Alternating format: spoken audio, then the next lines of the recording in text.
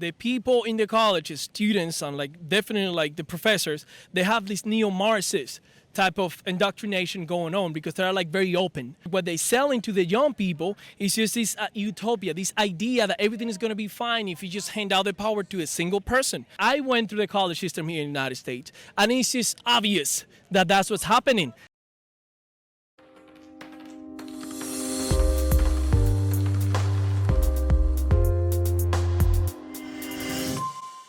I'm Addison Smith with Campus Reform. We're here in Washington, D.C. today. Cuba is revolting against their communist government. Cubans have had enough. But do students know that that's why they're revolting? Have they heard what the media has been trying to convince them of? We're going to find that out. Stay tuned.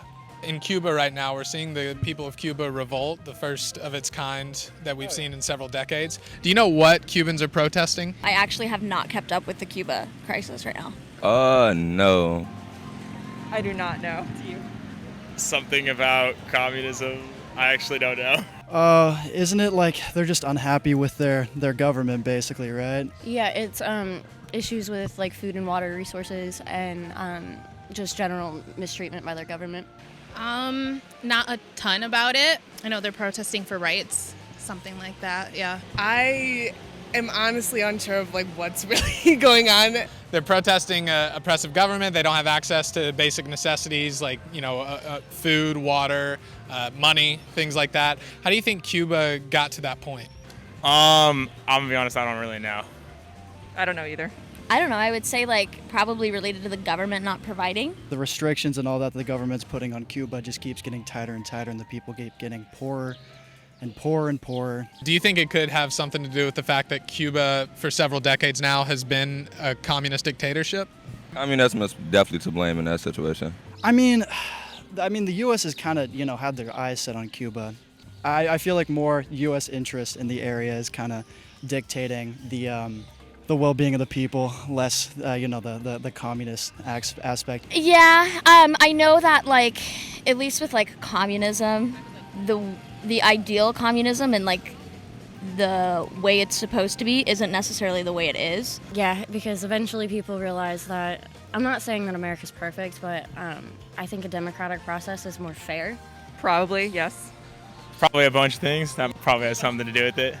Oh, definitely, probably. I don't know a lot about it, but I'm sure everything is contributing to it, yeah. Yes, definitely. Do you think that socialism or communism could take hold of America, or do you think it's incompatible with what America stands for? Oh, I could only hope. No, I think I'd be open to it. Oh, geez, that's a deep question. Very deep question. I'm kind of an AOC fan. So a shift towards something more along the lines of communism is something you would prefer? I mean, yeah, I'm not like super read up as I wish. A communist, a classless, moneyless society has not yet been achieved. Can you name a country that's implemented communism and it worked out for them? I mean, implemented is pretty, tried to implement and then, Usually seems to be how it goes down.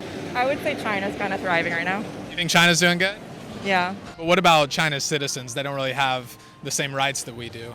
I don't want to get into the whole Uyghur thing there, but like, I would say in general, yes, they do.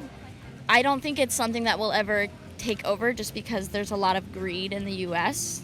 The ideal communism and like the way it's supposed to be isn't necessarily the way it is.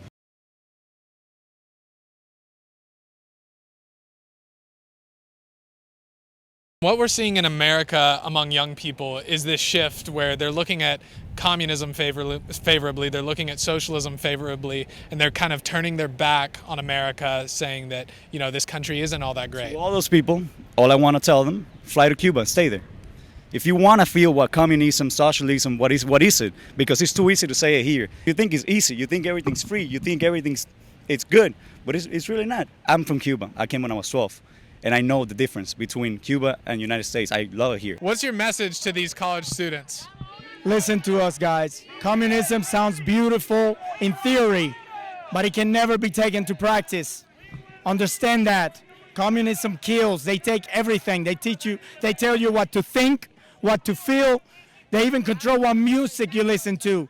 Right now in Cuba, after 62 years of communism, kids are getting shot in the streets just for chanting freedom. The problem is not the lack of food or the lack of medicine, it's the lack of freedom. If we have freedom, we will have food and medicine. You can bet on that. Since the 60s, the people in the colleges, students and like definitely like the professors, they have this neo-Marxist type of indoctrination going on. I went through the college system here in the United States, and it's just obvious that that's what's happening. The American school system and the American democracy allows every student to learn of every system. But in Cuba, you can only learn of one system. It's only one type of knowledge, and that is communism. That is wrong. They have to learn about capitalism. They have to learn about democracy. The idea of capitalism is greater than communism, and I say it to all of the students.